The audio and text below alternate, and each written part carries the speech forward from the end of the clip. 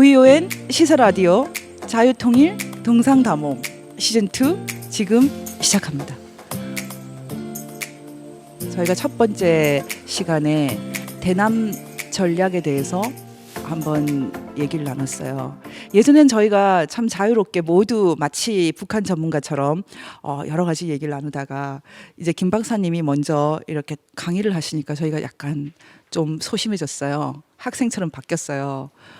그렇지만 우리 오늘 다시 아자 길을 살려서 화이팅으로 시작해 보겠습니다.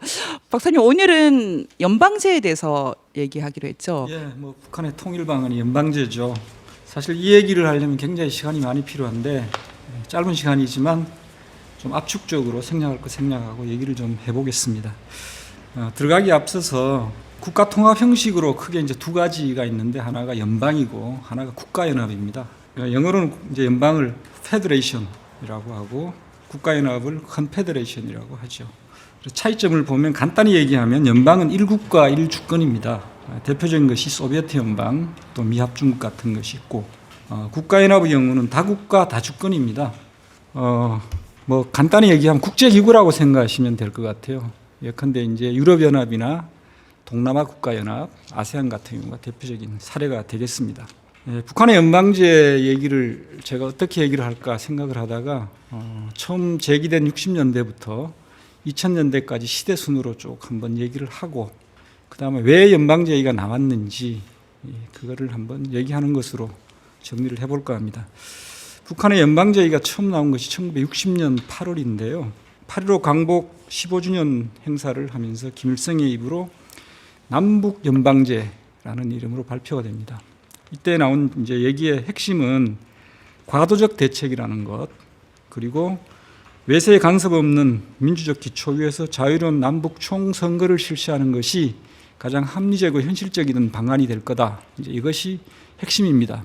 물론 여기에는 항상 그렇지만 북한 얘기는 끝까지 들어봐야 되는데 마지막에 선결 조건이라는 게 있어요. 협상의 선결 조건.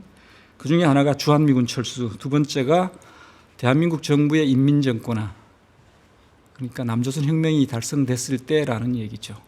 1960년대에 나온 소위 남북 연방제입니다.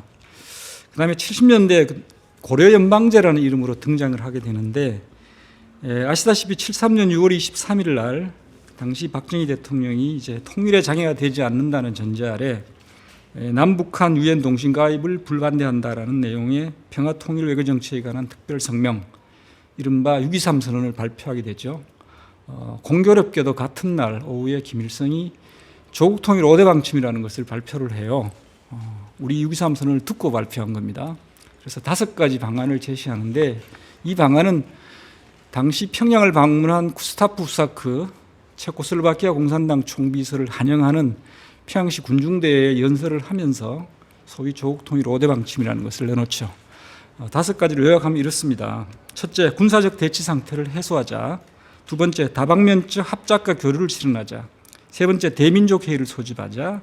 그리고 네 번째, 단일국호, 그러니까 고려연방공화국이라는 단일국호로 남북연방제를 실시하자. 그리고 5번째는 아마 우리 6.23 선언을 듣고 추가한 것 같은데, 통일 이전의 유엔 가입은 고려연방공화국이라는 이름으로 하자.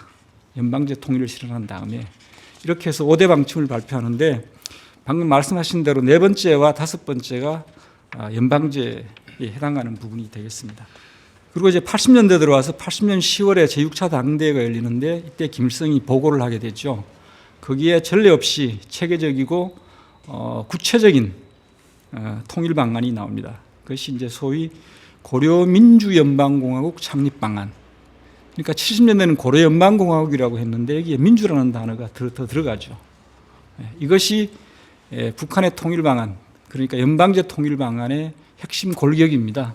여기에 약간의 수정이 가해지거나 그런 것이죠. 그 이후에 이것은 크게 세 부분으로 구성이 되어 있는데요.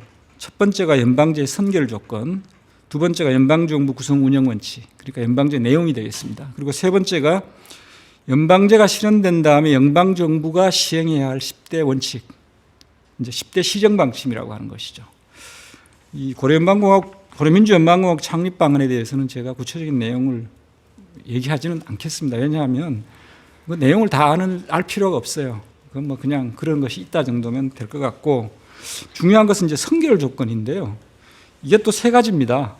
첫 번째는 남한 정권의 청산 및 민주화. 그러니까 자유민주주의는 안 되고 인민민주주의 정권이 들어서야 된다는 것이죠. 그럼 어떻게 하면 그렇게 되느냐? 첫째, 반공법과 국가보안법을 폐지하라. 그 다음에 모든 정당 사회단체 활동을 보장하라. 이제 공산당도 합법화하라는 얘기죠. 남한 정권의 민주정권화. 그리고 두 번째는 긴장상태 해소와 전쟁 위협 제거. 어떻게? 정전협정을 평화협정으로 바꾸고 주한미군을 철수하라. 그리고 선결 조건의 세 번째가 조국통일 3대 원칙. 그러니까 자주 평화통일 민족 대단결. 이거에 의해서 하자. 그런데 이 선결 조건을 다 충족시키게 되면 결국은 남조선 혁명이 완수되는 거예요. 지난 시간에 대남 전략할 때. 남한에 완전히 북한과 같은 정권이 들어서면 그것이 이제 남조선 혁명이 완수되는 것이고, 그렇게 되면 연방제를 통해서 통일 실현하겠다는 겁니다. 구성 운영 원칙과 10대 시정 방침에 대해서는 제가 따로 말씀을 드리지 않겠습니다. 이 고려민주 연방공화국 창립 방안의 문제점을 몇 가지, 굉장히 많은데요, 문제점이 몇 가지만 요약을 하면, 첫째는 남한에 남조선 혁명이 일어나지 않는 한 불가능한 거죠. 그러므로 현재로서는 대상이 없는 통일 방안이 되는 겁니다. 가끔 그렇게 얘기하는 분이 있어요. 우리 국력이 북한의 40배 정도 되는데 북한의 연방제 받아들이면 되지 뭐, 못할 거 뭐 있느냐. 선결 조건이 있다는 걸 모르는 겁니다. 선결 조건 때문에 연방제를 하고 싶어도 못하는 거예요. 두 번째는 연방정부의 연방을 하려면 연방 헌법이 있어야 되는데 헌법에 대한 언급이 전혀 없습니다. 10대 시정방침에 보면 이런 항이 있어요. 남조선의 국군과 북한의 조선인민군을 통합해서 민족연합군을 구성한다는 얘기가 있습니다. 근데 이거 굉장히 어려운 거죠. 자칫하면은 굉장한 문제가 생길 수 있죠. 예멘의 경우가 이제 성급히 통일을 했다가 90년에 했다가 이제 93년에 내전을 겪었잖아요. 그런 문제가 있기 때문에 굉장히 어려운 문제인데 북한하고 쉽게 얘기하고 있어요. 그리고 군 특수권도 누가 갖느냐, 누가 먼저 갖느냐가 굉장히 중요합니다. 근데 이 문제는 나중에 다시 한번 말씀을 드리도록 하겠습니다. 그 다음 세 번째, 용어상의 문제가 있는데요. 북한이 연방이라고 우리말로 해놓고 영어로는 컨페더레이션을 써요. 국가연합입니다. 그래서 왜 이런 짓을 하는지, 그래서 이제 제 짐작으로는 국제사회가 보기에 남북한이 연방제를 한다는 것은 말이 안 돼요. 체제가 전혀 다르기 때문에. 근데 국가연합을 하겠다고 하면 그것은 얼추 말이 될 것 같아요. 그래서 아마 대외용으로 그렇게 한 게 아닌가라는 짐작을 한번 해봅니다. 그리고 북한의 정치 사전을 보면 연방제에 대해서 말과 풍습, 문화가 서로 다른 민족들로 이루어진 국가 구성 형식이 하나라고 되어 있거든요. 근데 우리는 말과 풍습이 다르지 않잖아요. 그런데 왜 굳이 연방제를 하자고 하는지 이게 이제 뒤에 설명이 나오게 됩니다. 그리고 이제 10대 시정 방침은 주로 뭐냐 하면 남북 교류 협력이에요. 주로 뭐 스포츠, 뭐 우편, 뭐 자유왕래, 이산가족상 다 포함되어 있습니다. 근데 이제 이거는 사실은 통일을 하기 위한 전 단계로 해야 되는데 북한의 경우는 통일한 다음에 연방 정부가 하자고 돼 있어요. 그래서 본말이 조금 전도된 거 아닌가라는 느낌이 듭니다. 그다음에 이제 90년대 북한의 연방제는 약간의 80년대 창립 방안에서 약간의 수정이 가해지는데, 우리가 알다시피 90년에 독일이 통일되고 또 소련이 붕괴되고 이런 이제 국제사회에 큰 변화가 일어나죠. 북한이 굉장한 위기의식 속에서 91년 김일성 신년사에서 약간의 수정이 나옵니다. 그러니까 두 지역 정부, 남한 정부와 북한 정부의 권한을 좀 더 강화하는 그쪽 방향으로 협상할 용의가 있다라고 하는 것이 이제 90년대 수정된 내용인데, 이거를 두고 우리 남한 학계에서 지역 정부 강화론 이렇게 표현을 합니다. 90년대 통일 방안, 양지역 정부의 강화론.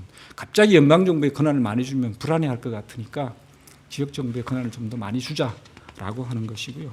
그게 이제 90년대 연방제가 되겠습니다.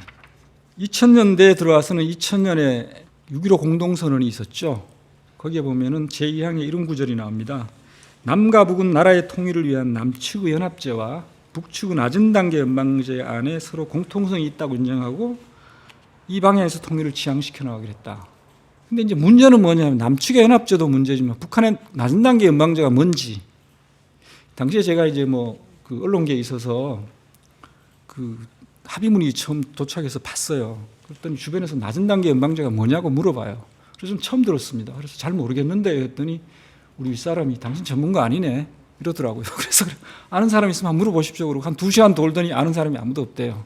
나중에 우리 정부 돌아와서 정부한테 물어봐도 시원한 대답을 내놓지 않았습니다. 다만 그 당시에 아마도 김일성이 91년 신년사에서 얘기했던 그 지역정부 강화론이 아니겠느냐라는 추측만 있었어요. 근데 나중에 이제 10월 그 6일인가요? 김일성이 고려민주연방공화국 창립방한 20주년 기념 행사를 하면서 조국 평화통일위원회 서기국장 안병수가 한 보고 내용 중에 91년에 수령님이 얘기한 그 내용이 낮은 단계 연방제라고 확인을 시켜줬습니다. 그래서 이제 확인이 된 거예요. 참고로 남측의 연합제안에 대해서도 사실 설왕설래가 좀 있었습니다. 처음에 김대중 대통령이 서울에 돌아와서 당시 야당 총재였던 이해창 총재에게 설명을 하면서 그 남측 연합제라는 게 뭐냐라고 물어보니까 자기 그 개인이 그 갖고 있던 공화국 뭐 연방제라는 게 있어요. 거기에 연합제가 있습니다. 단계 2단계인가에 그거라고 얘기를 했어요. 그랬더니 우리 언론들이 이제 난리를 피웠죠. 무슨 개인의 통일 방안을 나라의 통일 방안을 하느냐고 해서. 그랬더니 나중에 뭐 그게 아니고 노태우 대통령 때 발표했던 뭐 한민족 공동체 방안의 제2단계 연합제라고 이제 한 발 뺐어요. 이게 뭔 얘기냐 하면은 남측의 연합제도 뭔지 모르고 북측의 낮은 단계 연방제도 뭔지 모르고 합의를 했다는 겁니다. 6.15 공동선언에서. 이게 뭡니까? 이게 나라입니까? 웃기는 거죠. 아무튼 그런 일이 있었습니다. 그 다음에 이제 북한이 왜 60년 8월에 연방제라는 것을 제의했나라는 얘기를 조금 해야 되겠는데요. 이때 연방제는 소비에트 연방을 염두에 둔 것 같습니다. 뭐 미국이나 영국이나 이런 게 아니고 소비에트 연방을 염두에 둔 것 같은데 우리가 보통 소련이라고 하잖아요. 소련이라고 하는 것은 소비에트 사회주의 공화국 연방의 준말입니다. 줄여서 소련이라고 하는 겁니다. 근데 60년 봄에 소련 외무차관이었던 바실리 쿠츠네초프라고 하는 사람이 대표단을 이끌고 평양을 방문을 했어요. 그때 김일성을 만나서 한반도 문제에 대한 얘기를 나누는데 이 쿠츠네초프 차관이 이런 얘기를 합니다. 자기가 보건대 대한민국의 남쪽에는 공산주의 또 북한에 대해서 굉장한 공포심, 거부감을 갖고 있다.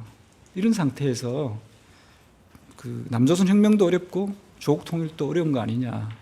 그러니 낮은 수준에서 연방제를 해보는 게 어떻습니까? 라고 김일성에게 조언을 해요. 이때 똑똑한 김일성이 이렇게 얘기합니다. 여보, 연방제라고 하는 것은 나라가 크고 언어가 다르고 종족이 다르고 풍습이 다르고 이런 나라에서 하는 국가 통합 형식 아니냐. 그래서 레닌 동지도 그래서 연방제로서 소련이라는 하나의 국가를 구성한 거 아니냐라고 얘기를 하면서 정중하고 아주 단호하게 거부 입장을 표시해요. 그래서 뭐 그렇다면 오케이 하고 돌아가는데 김일성이 어느 날 갑자기 가만 생각해 보니까 요거 연방제라는 거 요거 매력이 있단 말이죠. 요거 좀 써먹을 만한 가치가 있다고 판단한 것 같아요. 그래서 5월 달에 정치국회를 소집합니다. 당시는 정치위원회가 되겠죠. 노동당 중앙위원회 정치위원회를 소집해서 이 문제를 직접 토의를 해요. 그리고 결론을 내립니다. 두 가지 점에서 의미가 있다.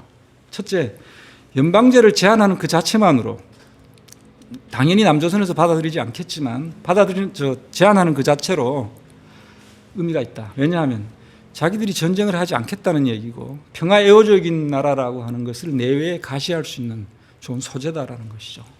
두 번째, 혹시 남조선이 연방제에 대해 조금의 관심이라도 보이게 되면 그걸 이제 미끄러워서 남조선의 발을 싹 끌어당겨서 자기들이 국력이 우세하다고 자신할 때니까 자기들 페이스대로 한반도 통일 문제를 끌고 나갈 수 있겠다라고 하는 두 가지 이유 때문에 연방제를 제의한 거예요. 그렇게 해서 60년 8월 14일 날 연방제라는 것이 처음 등장하게 되는 겁니다. 그러니까 이게 연방제라고 하는 것이 전혀 진정성 없이 나왔다는 것을 우리가 확인할 수 있는 거죠. 그다음에 이제 마지막으로 이건 제가 조금 읽어드리려고 하는데 한강엽 선생 그 회고록에도 내용이 나오고요. 그다음에 우리 인터넷 사이트에도 북한의 고위 간부 출신들이 직접 올린 글이 있습니다. 지금도 아마 인터넷 두드리면 나올 텐데 연방제 관련 김일성의 그 발언이 있어요. 이것을 이제 북한 사람들은 거의 외우지 않아요. 그러니까 여기다가 적었는데 제가 보니까 이것은 한번 제가 뭐 나레이션이 시원찮지만 한번 읽어드리는 것도 괜찮은 것 같습니다. 왜 연방제를 제시했는지. 요거는 아마 한 93년 4년경 김일성이 죽기 직전에 당 부부장급 이상 간부들을 모아놓고 한 담화 중에 나온 내용의 한 토막입니다. 이렇게 얘기합니다. 김일성은 연방제는 통일전선 전략을 실현하기 위한 전술적 방안이다. 목적이 아닌 거죠. 연방제를 실시하여 북한함이 자유롭게 내왕하면서 자기 제도와 자기 사상을 선전하게 되면 공화국은 하나의 사상으로 통일된 국가이기 때문에 조금 더 영향받을 것이 없다. 그러나 남조선은 사상적으로 분열된 자유주의 나라이기 때문에 우리가 남조선에 나가 사회주의 제도의 우월성과 주체사상 선전을 대대적으로 하면 적어도 남조선 주민의 절반을 쟁취할 수 있다. 지금 우리 인구 비례로 보면 남조선인 우리 2배다. 그러나 연방제를 실시하여 우리가 남조선 주민의 절반을 쟁취하는 날에는 공화국의 일과 쟁취한 남조선 주민의 일을 합하여 우리가 2가 되고 남조선이 1이 된다. 이렇게 되면 총선거를 해도 우리가 이기게 되고 전쟁을 해도 우리가 이기게 된다. 중국에서도 국공합작이 국민당 지배 지역에 공산당 세력을 확장하는 좋은 기회로 되었다. 군대에서는 격술 부대를 중요한 전략적 부대로 보고 계속 강화해야 한다. 격술이라는 것은 태권도를 얘기합니다. 인민학교 학생 때부터 태권도를 배워주어 태권도 선수를 대대적으로 양성할 필요가 있다. 연방제를 실시하여 남조선 정세가 복잡하게 될 때 우리 인민군대가 직접 진격하여 남조선의 진보 세력을 지원해주면 남침이라고 하면서 외국이 다시 간섭할 수 있게 된다. 그러나 태권도 부대를 약 한 100만 명 조직하여 건총이나 한 자리씩 채워 남조선에 내보내면 같은 조선 사람이기 때문에 누가 이남 출신이고 누가 이북 출신인지 분간할 수 없어 남침이라는 구실을 주지 않고도 능히 우리가 남조선의 친북 진보 세력과 힘을 합쳐 정권을 잡을 수 있다. 연방제에서는 국가 수반을 한 번은 북측에서 담당하고 다음번에는 남측에서 담당하는 식으로 교대할 수 있다. 우리 헌법에는 국가 수반이 인민군대 총사령관으로서 일체 국가무력을 장악하게 되어 있다. 그러므로 연방국가 수반이 남쪽에서 나올 때에는 우리 무력의 통수권도 남측 출신의 연방국가 수반에게 넘어가게 된다. 연방제를 실시하여도 무력에 대한 통수권 우리가 장악하고 있어야 한다. 그래야 필요할 때 우리가 무력을 쓸 수 있다. 이번에 국방위원장이 총사령관을 겸하도록 헌법을 고친 것은 그 때문이다. 국방위원장은 노동당 총비서이기 때문에 국가수반과 관계가 없다. 이게 이제 김일성의 생전 육성으로 나온 얘기입니다. 이 얘기가 뭐냐면 마지막에 헌법을 고쳤다 얘기는 뭐냐면 91년 12월에 김정일이 조선인민군 최고사령관으로 추대가 돼요. 당 중앙위 전원에 의해서 추대가 되는데 당시 이렇게 되니까 남한의 전문가들이 뭐라고 했냐면 헌법에 위반되는 거다. 위헌이다라고 얘기를 했어요. 당시 북한 헌법에는 어떻게 되어 있냐면 국가주석이라는 항목에 주석의 당연직 권한으로 전반적 무력의 최고사령관이라고 되어 있었습니다. 근데 국가주석인 김일성이 최고사령관인데 김정일을 최고사령관으로 추대를 했으니 이것은 위헌 아니냐라고 하는 거죠. 이 전문가들이 이런 얘기한 것은 망발이죠. 왜냐하면 북한은 국가 위에 당이 존재합니다. 그럼 국가의 규범이 헌법이고 당의 결정은 헌법보다 상위 규범인 거예요. 그럼 당에서 추대했으면 그 위헌 아닌 겁니다. 헌법을 바꿔야 하는 거예요. 근데 대한민국의 전문가라는 사람이 위헌이다라고 얘기를 해서 해프닝을 벌인 적이 있죠. 그래서 북한이 92년 4월에 이듬해 4월에 헌법을 수정한 것이고 김일성이 바로 그 얘기를 하는 겁니다. 일단 제 얘기는 여기까지 하겠습니다. 지금 얘기 듣고 보니까 지금 한국이 연방제 수순으로 가고 있다는 느낌이 살짝 드는데요. 어떠세요? 지금 그럼 우리 이어서 북한에서 이 연방제를 많이 들었을 텐데 어떻게 생각하십니까? 이 강의 내용을 들으면서 또 많은 걸 제 자신이 배웠고 사실 이제 우리 연방제 통일 방안은 뭐 이제 박사님께서 이야기하신 것처럼 1960년 남한에서 4.19 혁명 이후 북한에 유리한 남북한의 정세를 균형적으로 이제 맞춰봤을 때 북한이 훨씬 유리하게 작용했기 때문에 김일성이 당시 8.15 15주년 경축 행사에 참석해가지고 처음으로 남북 연방제 통일 방안을 이제 제시했다고 하는데 그것은 상당히 그럴 만한 북한으로서 자신감을 드러낸 것이라고 생각합니다. 그래서 그때 저도 이제 북한에 어릴 때지만은 그 기억이 생생하게 나는 게 저희 어머님 고향이 이 이남이 아닙니까? 그때 당시 김일성이 이 육성 교시가 있고 그 다음에 이제 남한 출신들로 그 통일의 어떤 주력군으로서 그 고향으로 내려가기 위한 이런 준비 사업을 했어요. 그래서 그때 당시 버스도 이갓집으로 가는 버스라고 이렇게 써 붙여가지고 이제 그 남한 출신들을 이제 뭡니까 명단 작성하고 심지어 그 자녀들까지도 저희들 어릴 때 그 기억이 상상이 나는 걸 보면은 당시 북한으로서는 비록 전쟁이 끝났지만은 이제 비록 겉으로는 연방제 통일이지만은 남한에서 돌아가는 상황으로 봤을 때 북한의 무력이라든가 북한의 힘으로 얼마든지 남한을 통일할 수 있다.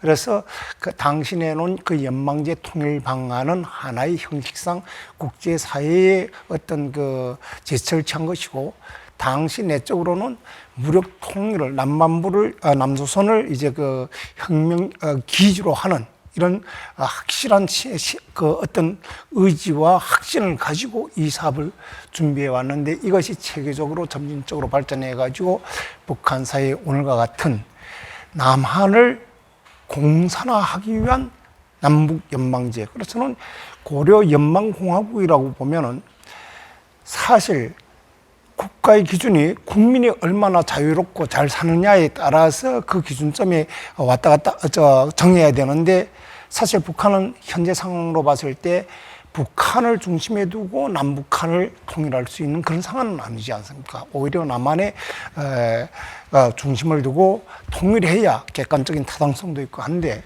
그런데 북한의 궁극적인 목적이 왜 고려란 자를 여기다 붙였겠는가 하는 걸 저는 좀 생각해봤어요. 이 고려라는 이 자체는 북한의 뿌리를 둔 고려 통일에 준해서, 그래서 한마디로 말하면 북한의 주인이 돼가지고 자기들이 주동적으로 무력 통일을 하던, 힘이 통일을 하던 이 고려 연방공화국, 고려 민주연방공화국 이렇게 발전하는 걸 보면 철저하게 북한은 김일성으로부터 김정은 지금 3대 세습도 통일 전략과 정책마저도 이 고려 연방제 이제 무력 통일에 대한 이 기본 속성은 변하지 않고 지금까지 진행되어 왔다 하는 걸 이제 말씀드릴 수가 있습니다.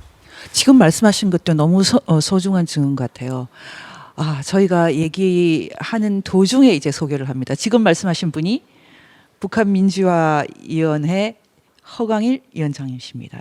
다 알고 계시겠지만 한 번씩 저희가 이렇게 상기를 시켜드립니다. 노태우 변호사님, 지금 말씀 듣고 어떠세요? 네, 그 류근일 주필님이 2년 전에 그 MPK 아카데미에서 특강 처음 그 강의를 해주셨는데, 그때 40여 년 걸친 그 대북 평화 공존 패러다임이 이제 한계에 도달해서 패러다임이 바뀌어야 될 때다를 역설했던 기억이 납니다.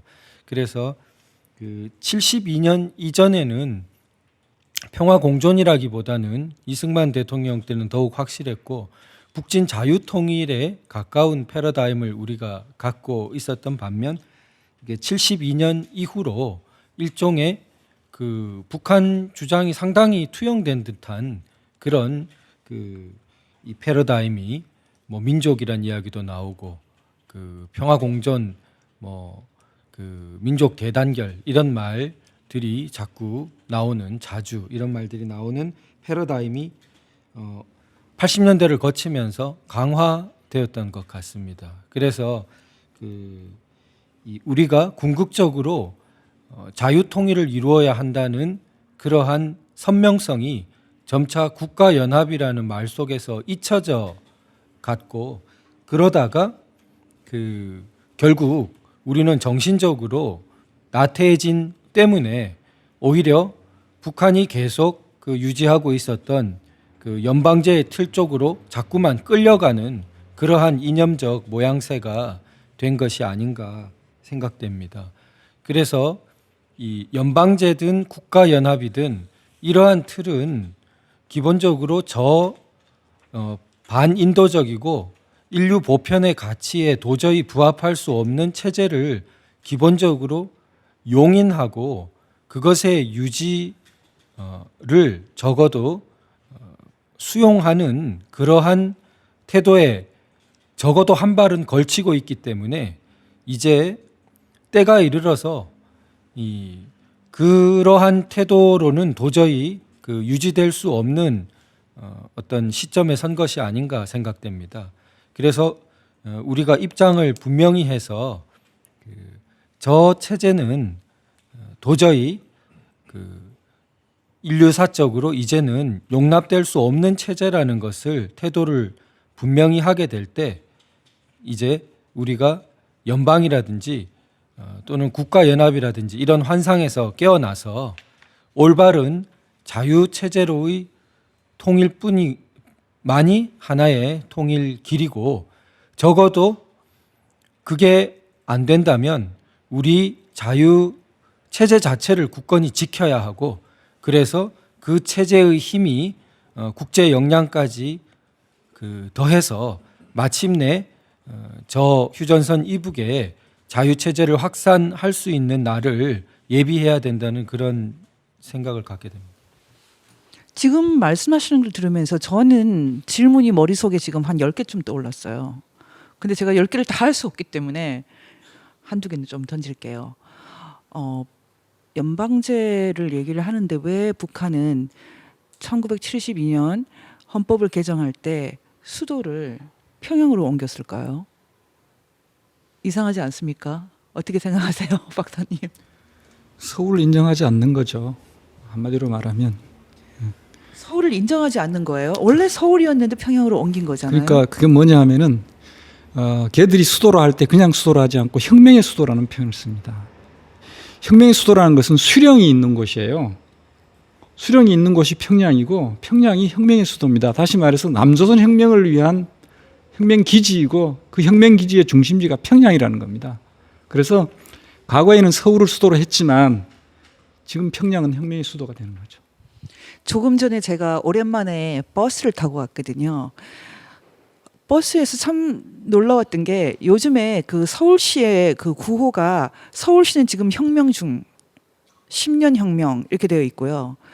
중간에 또 어떤 카이스트 출신의 그 IT 기업가 광고가 나오는데 그 사람의 멘트가 가진 자의 전략과 가지지 않는 전략은 달라야 됩니다. 그 제가 우리나라에서 누가 가진 자일까? 갑자기 제 머릿속에 어떤 생각이 드냐면 난 평생 가진 자가 아니었는데 왜 이렇게 가진 자를 대변하는 생각을 하고 있는 거야. 그런 생각이 머리에 지나가는 거예요. 지금 우리가 뭔가 계급적인 사유틀을 이렇게 넌지시 제기하고 정말 이렇게 미시적인 이런 계급주의, 공산주의 생각이 이렇게 스물스물 들어오는데 저항하기가 정말 어렵거든요. 혁명, 그것은 무슨 혁명일까? 한번 깊이 생각하게 되는데 혁명이라는 것은 기본적으로 질적인 변화예요. 근데 제가 지금 이제 두 번째 질문이 바로 이건데 뭔가 통일 그러면 우리는 뭔가 굉장히 질적인 변화를 생각하고 있어요. 지금 어떤 방식으로든 패러다임이 전환되고 그런데 낮은 단계, 높은 단계 이렇게 더하고 덜하고 높고 낮고 이런 상대적인 개념이 들어오기 때문에 정말 엄청난 혼동이 있거든요. 어떤 게 기준이라고 생각하는지 그게 궁금해서 여쭤봅니다. 쟤들이 쓰는 낮은 단계, 높은 단계라고 하는 것은 혁명을 한꺼번에 일거에 해치울 수 있으면 물론 좋겠죠. 그런데 그것이 어려우면 시대 상황과 정세 변화에 따라서 이것은 이제 단계를 나눠서 그래서 1단계, 2단계, 3단계를 나눠서 크게 두 개로 나누면 이제 그 1단계는 낮은 단계가 되는 거고 최종적으로 자기들이 완수하면 높은 단계가 되는 겁니다. 공산주의도 낮은 단계, 높은 단계가 있듯이 제가 그래서 질문이 도 변호사님 어떻게 생각하세요? 이게 낮고 높다, 중간이다라고 할 때는 어떤 기준이 있을 것 같아요. 그 질문과는 조금 다른 관점 같은데요. 결국 낮은 단계 연방제라는 거는 김 박사님 말씀처럼 저들의 연방제 틀에 이렇게 끌려가는 그래서 그것을 심리적으로 받아들이기 쉽게 하기 위해서 하는 그 틀에 우리가 묶이는 것 같고요.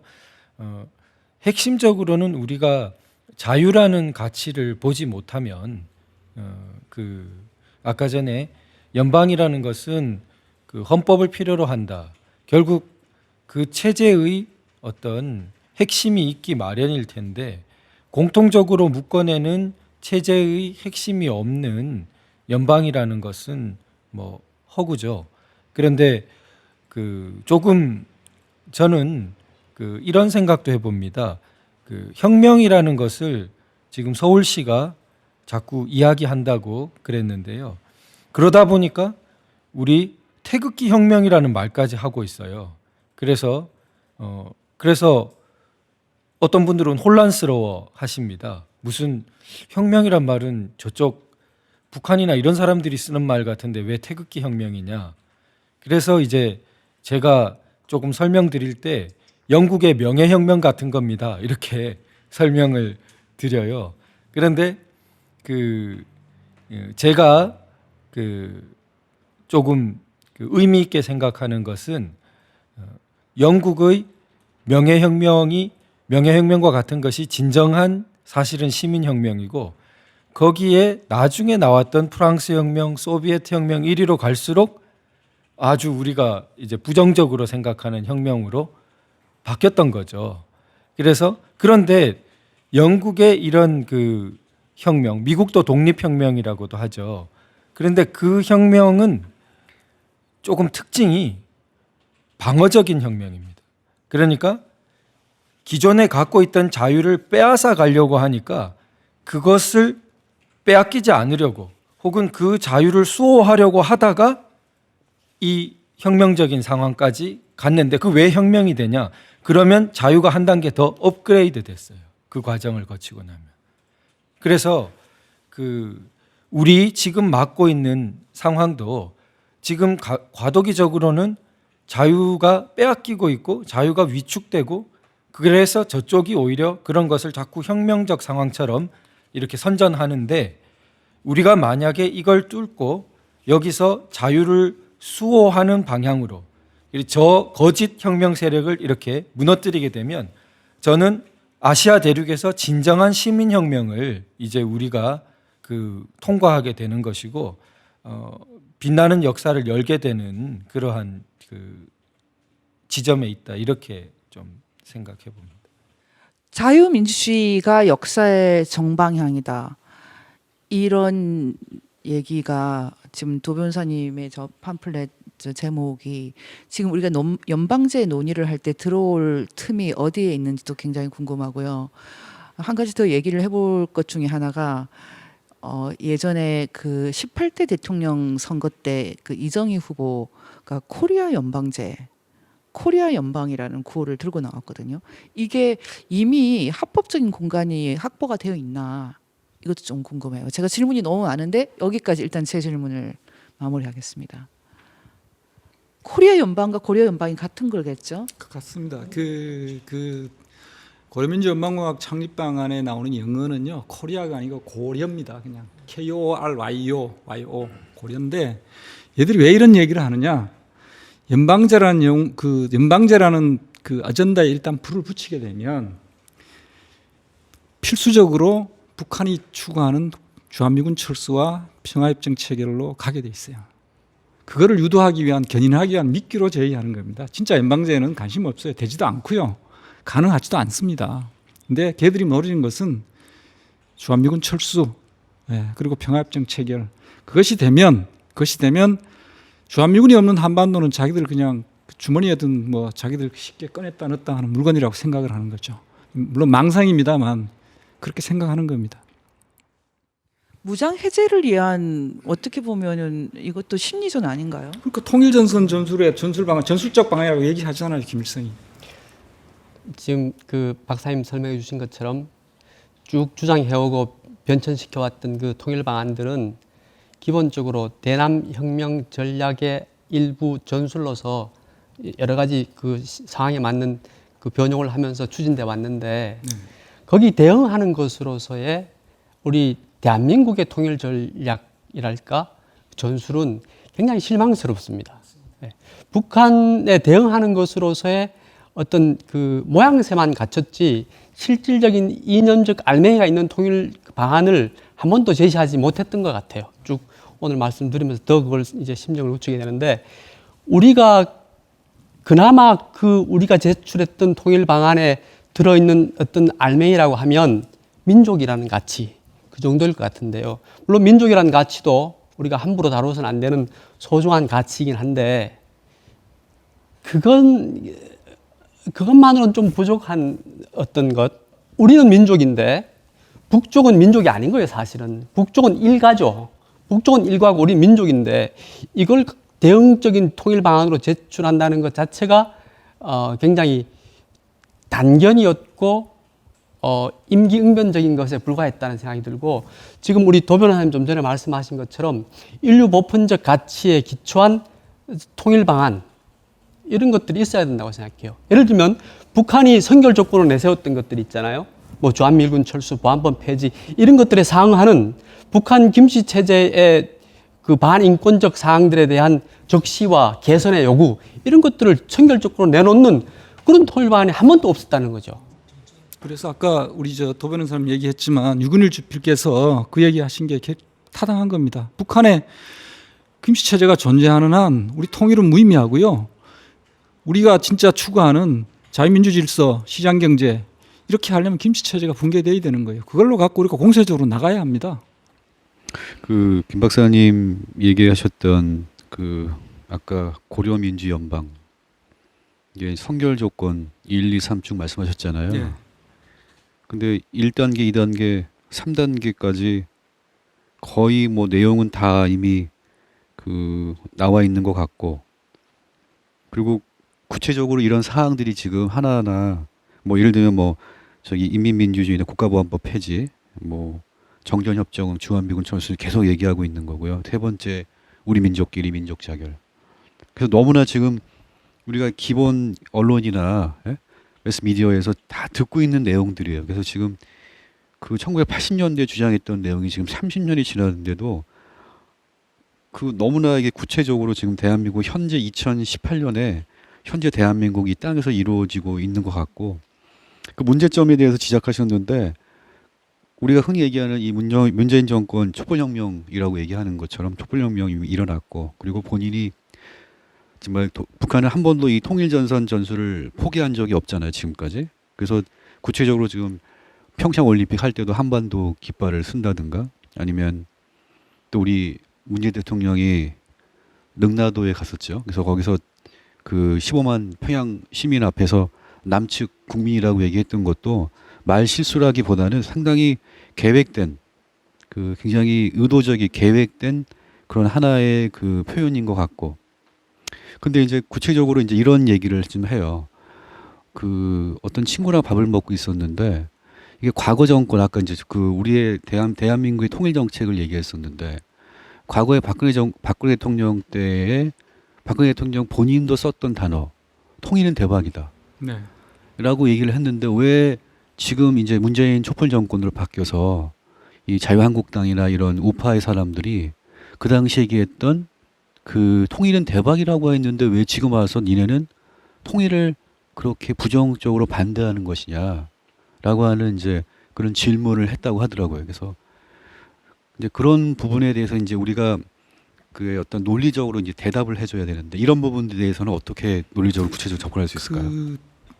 김대중 대통령 때 햇볕 정책, 또 노무현 대통령 때 뭐 평화번영 정책인가요? 뭐 그 정책, 지금 문재인 정부의 뭐 정책, 이 대북 정책은 사실 엄밀히 말하면 통일 정책은 아닙니다. 통일 정책이 밑에 있는 하위 개념인데, 이 대북 정책은 엄밀히 말하면 반통일 정책입니다.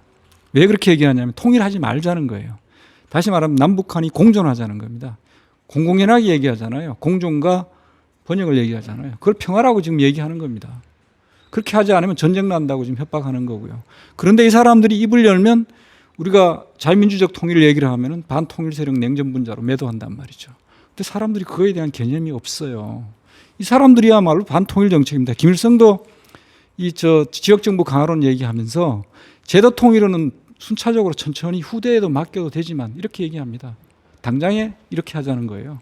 그러니까 지금 그 저희가 디스커스 하는 동안에 연방제라고 하는 지금 뭐 이게 페더레이션이 됐던 컨페더레이션이 됐던 용어상의 차이인데요. 제가 느꼈던 건 그만 말씀하시는 것처럼 통일전선 전술이에요. 연방이라고 하는 말 자체가 공산당이 쓰고 있는, 그러니까 말 포장은 좋게 쓰고 있지만 결국에는 대한민국을 그들의 대남 통일전선으로 적화하겠다는 목표는 1945년 이후에 바뀐 적이 없거든요. 그냥 연방이라고 하는 거는 그냥 그들이 표현하는 대로 하나의 통일전선 전술에 불과한 말장난이라는 거죠. 저희가 여기 남욱군 와 계세요. 네, 안녕하십니까. 남욱군 김정섭입니다.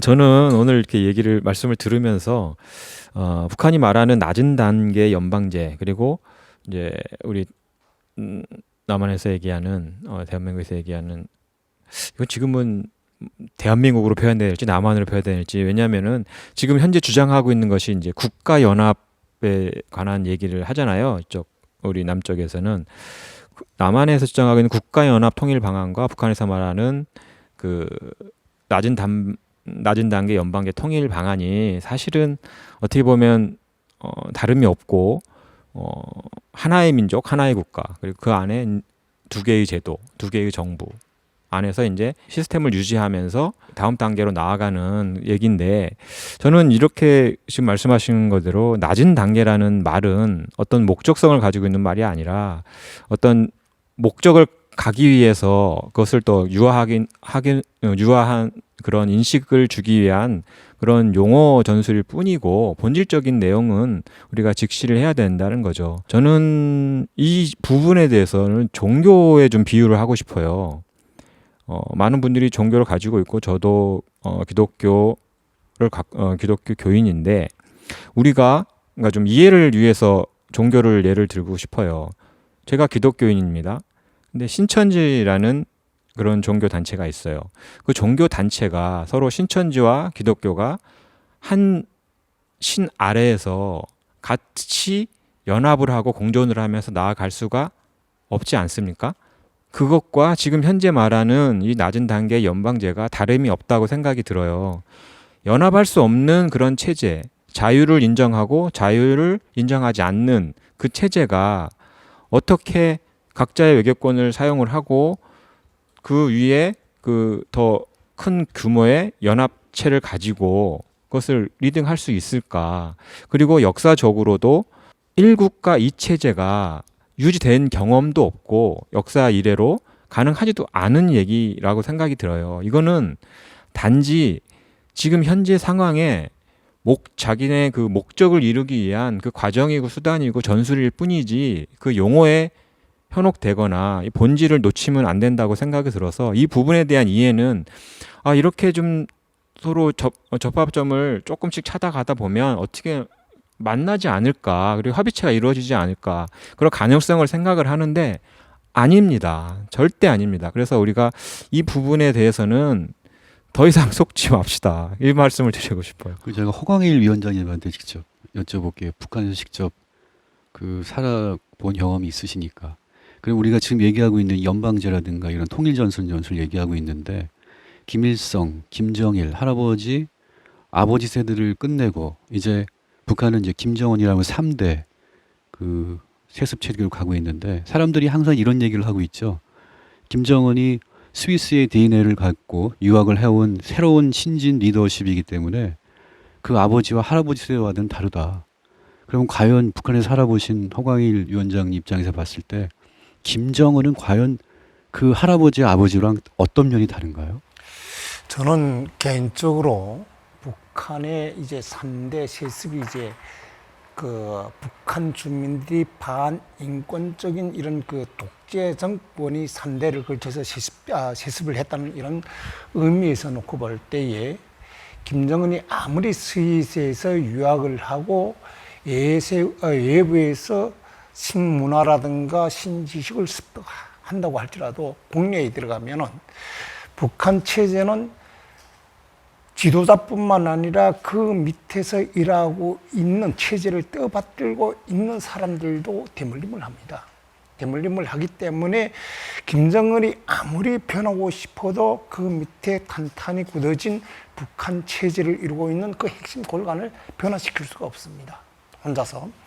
그래서 저는 거기에 덧붙여서 말씀드리고 싶은 것은 어떤 말씀을 드리고 싶은가 하면은 아까도 말씀드렸지만은 아마 김일성이 그랬을 겁니다. 1960년대의 남북 연방제 이 방안을 내놓을 그때까지만 해도 남한에 비해서 북한이 소련을 비롯한 사회주의 국가들로부터 그때는 무상문조를 받아가지고 급격히 북한 경제가 발전하고 성장하고 했기 때문에 그때는 힘의 균형으로 봤을 때도 봐도 이제 남한과 어떤 경쟁을 해도 얼마든지 이길 수 있다는 이런 신심을 가지고 아마 이런 통일 전략을 발표한 것 같은데요. 당시 북한을 이제 뒤에서 뒷받침하고 있는 소련하고 중국이 갈등 관계가 아닌 정말 협력 관계였다면 그때 이미 저는 무력 통일이 되지 않았겠는가 하는 그런 생각을 해봅니다. 왜냐하면 그때 당시 이제 북한은 이제 소련에 대해서는 수종주의에 대해서 강력히 비판하고 중국에 대해서는 대국주의를 강력히 비판하면서 스스로 대국과의 관계에서 좀 거리를 두고 있었어요. 그렇기 때문에 그렇게 하고 이제 남한에 미군이 주둔하고 있다는 이런 측면에서 무력으로 남한을 통일할 수 없다기 때문에 어떤 이런 전략적 차원에서 연방제 방안을 이제 내놓았던 거고요. 이것이 아까 이제도 말씀드렸다시피 3대를 세습해 가지고 연방제 통일 전략도 3대를 지금 세습한 겁니다. 3대를 세습했는데 연방제 통일이든 무력 통일이든 힘의 균형에 의한 통일이든 북한 독재 정권이 괴멸되거나 무너지기 전에는 절대로 한반도에서의 통일은 기대할 수 없다. 이렇게 말씀드리고 싶습니다. 스위스에서 공부를 조금 했다라는 것을 가지고 뭔가 기대를 거는 한국에 있는 많은 사람들 참 순진합니다. 폴포트도 프랑스에서 공부했죠. 모택동도 마찬가지고 아무 근거가 없는데 지금 이렇게 아전인수를 하고 있습니다. 근데 지금 저희가 이렇게 얘기를 나누는 과정에서 정말 중요한 발견을 했어요. 그건 뭐냐면 북한은 70년 내내 남조선 혁명을 위해서 돈도 쓰고 사람도 기르고 했는데 우리는 지금 진정한 의미에서 자유통일을 위해서 무엇을 했을까? 제가 어제 그저께 강의를 하면서 어떻게 지금 한국 좌익 세력을 기르는 돈줄이 한국 기업에서 나오며 한국 교회에서 나오는가 참 통탄을 검치 못한다 이런 얘기를 했거든요. 그런 면에서 지금 이 시간부터는 새로운 통일 방안을 우리가 만듭시다. MPK 표 통일 방안. 지금 각자 우리 지금 박수 치는 우리 박 여사님 어떤 통일 방안이 있습니까? 저는 좀 전에 그 요약해 주신 말씀을 들으면서 이승만 대통령이 너무 생각이 많이 났어요.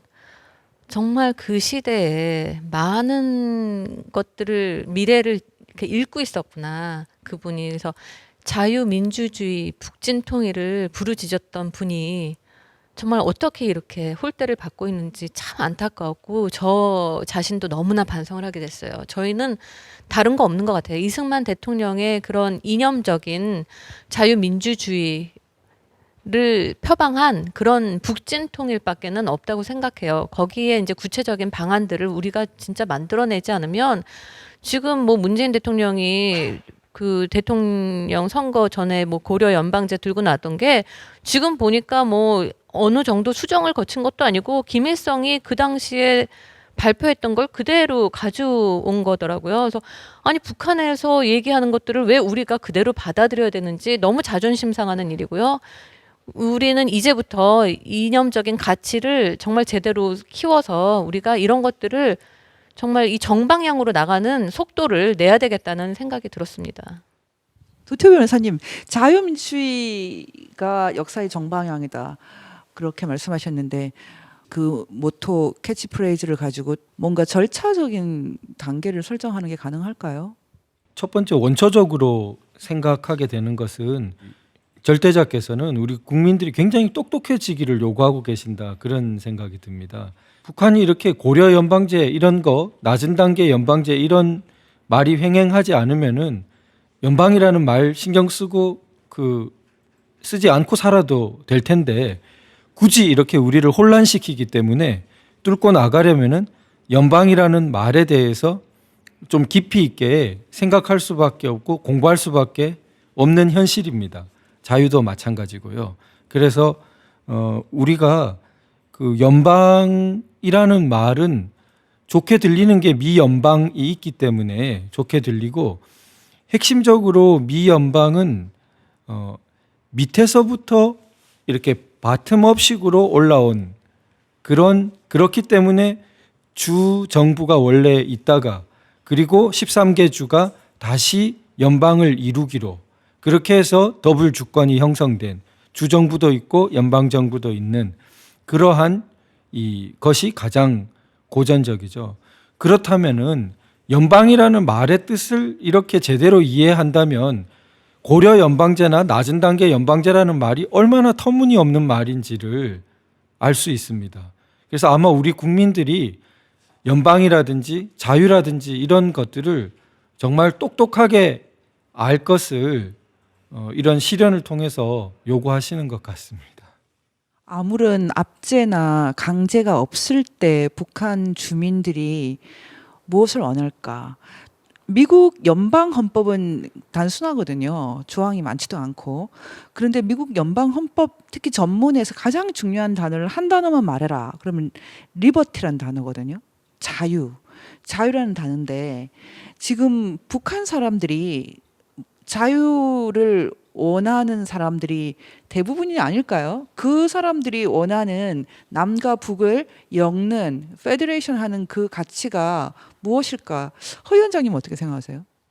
저는 이제 그 도태우 변호사님이 자유민주주의가 역사 발전의 정방향이다. 이건 정말 이 시대 우리 국민들이, 우리 대한민국이 이제 국론으로 안고 나가야 될 정말 뿌리 깊은 명제라고 생각합니다. 사실 저는 이제 북한 이 김정은 정권이 실제로 그 김일성, 김정일 대에 이르는 그 연방제 통일에 대해서 어느 정도 책임감을 느끼고 진정으로 이제라도 조부와 선친의 어떤 이 잘못에 대해서 과감하게 남북한 국민들한테 잘못을 인정하고 이제 새로 내가 출발을 하겠다, 이래도 우리 국민들은 그걸 믿을까 말까 한데요.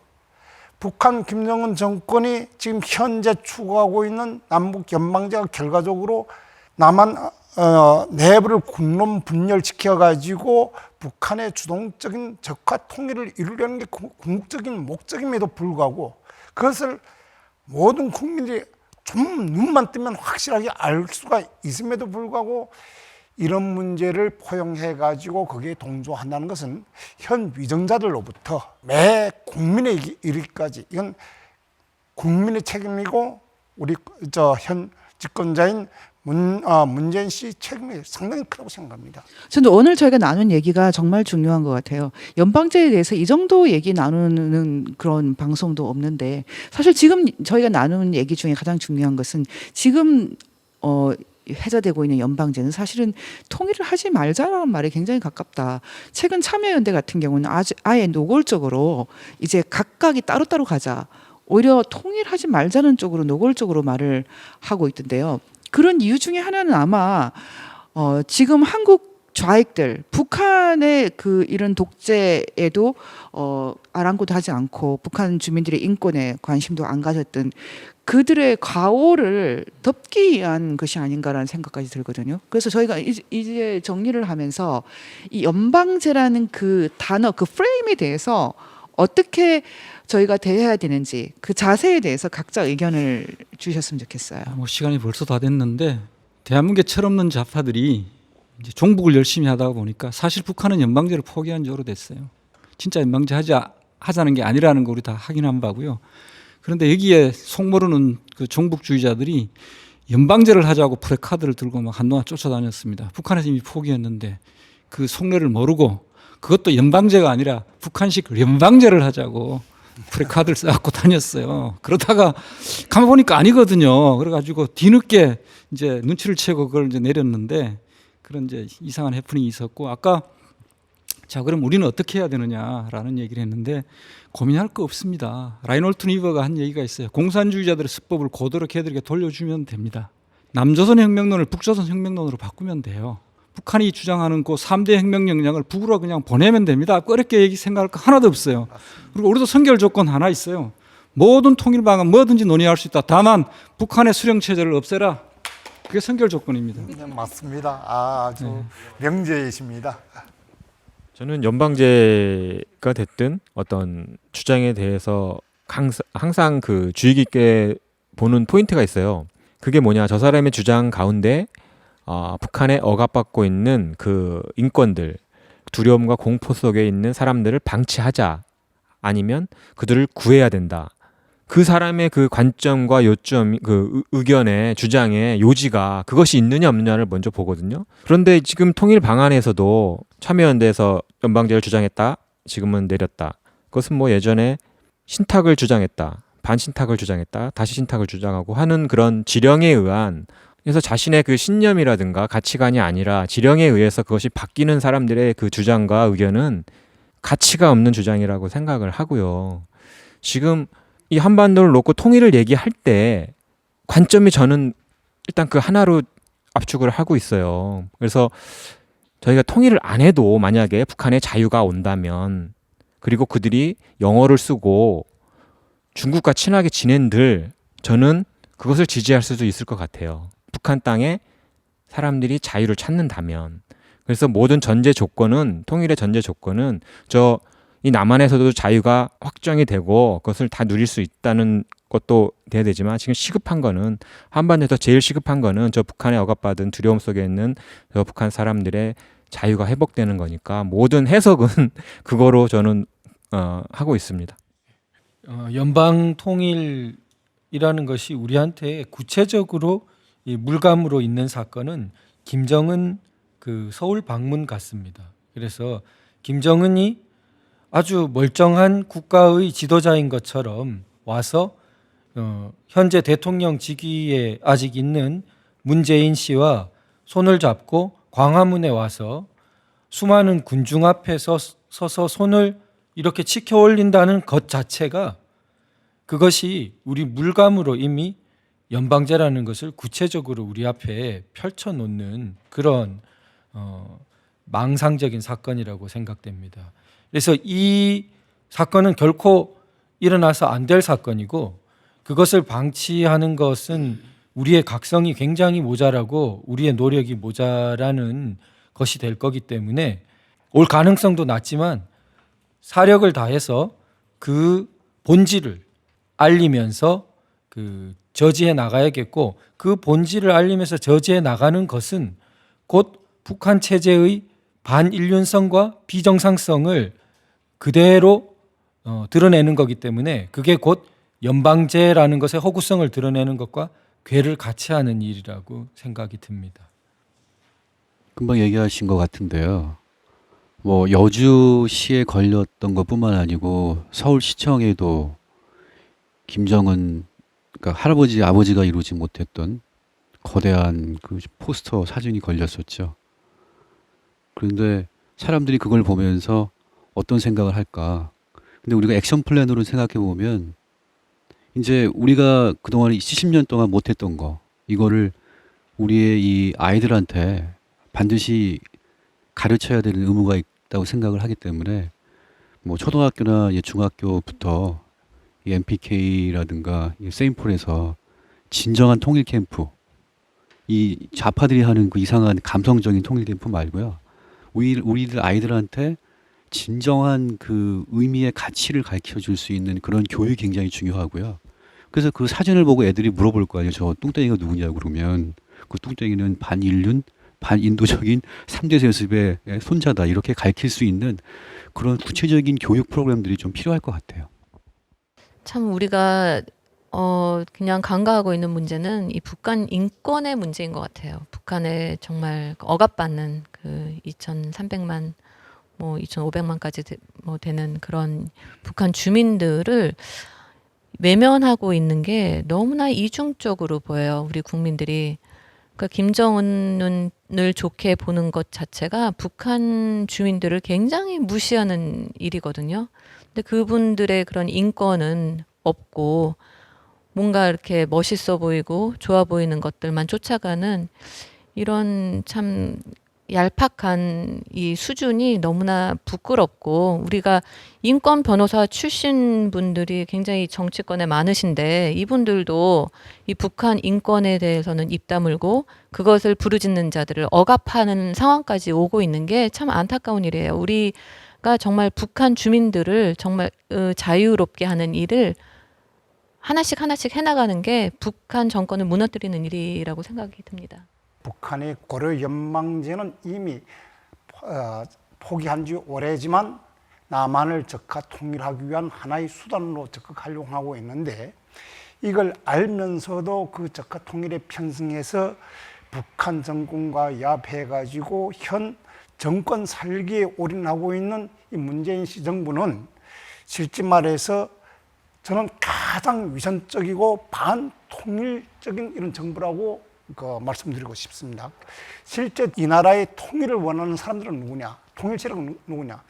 북한 김정일 체제에서 핍박받고 압박받는 2,300만 북한 동포와 대한민국에서 김정은 정권을 괴멸시키기 위해서 총력을 기울이고 있는 절대다수 애국 국민들의 진정한 통일 세력이라고 보면서, 정말 역사는 정방향대로 움직이기 때문에 이런 통일의 진리의 길을 가는 절대다수의 애국 국민들과 2,300만 북한 주민들의 통일 이 확신을 그 어떤 힘으로도 막을 수 없다, 이런 걸 저는 말씀드리고 싶습니다.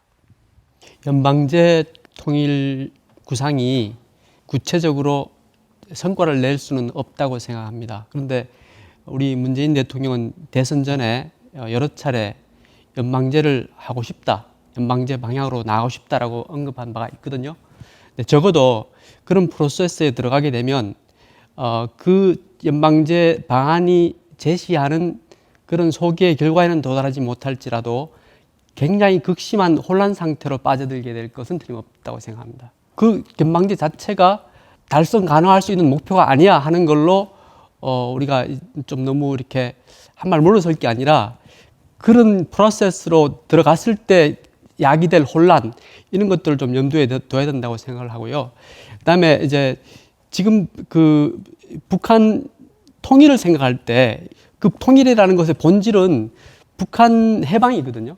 북한 사람들의 자유 그리고 인권, 이게 이제 통일의 그 다른 이름인데, 지금 그것을 가로막고 있는 그 집단, 김씨 세습 왕조, 저거를 지탱시켜주고 있는 것은 남쪽에 있는 종북 세력들입니다. 그래서 우리가 굳이 그 백두 일족과 다투지 않더라도 남쪽에 있는 종북들과 적절히 싸워 나가면서 저들의 그 기만, 저들의 그 공포 정책 같은 것들을 무력화시켜 나가면 북한 그 해방은 저절로 될 거라고 생각해요.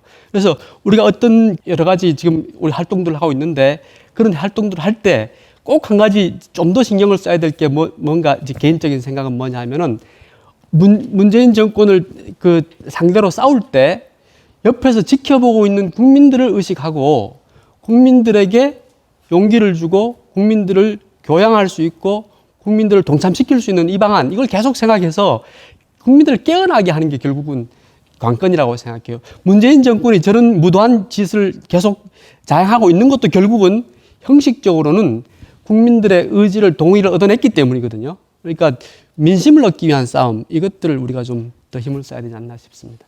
1948년 8월 15일 대한민국 자유민의 공화국이 등장한 것이 얼마나 큰 사건이고 얼마나 축복인지에 대해서 우리가 다 잊어버린 것, 전 그게 문제인 것 같습니다. 자유민주주의, 자유민의 공화국이 승리했습니다. 지지 않았어요. 너무 승리자의 오만 교만 때문에 북한을 지금 너무 봐주다가 좀 당하고 있는 그런 형국까지 온 게 아닌가. 천국과 지옥은 이혼을 해야지 우리가 천국에 살 수 있다고 얘기를 하지 않습니까? 섞을 수 없는 것을 섞으려고 하다 보니 사실상 통일 방안이 실종됐는데요. 지금 여기 계신 분들이 통일위원회가 됐으면 좋겠어요. 우리가 정말 멋진 통일을 기획하고 또 멋진 통일을 꿈꾸는 그런 그냥 동상다몽이 아니라 진짜 현실을 만드는 동상다몽이 되기를 바랍니다. 오늘도 함께 해주셔서 감사드립니다.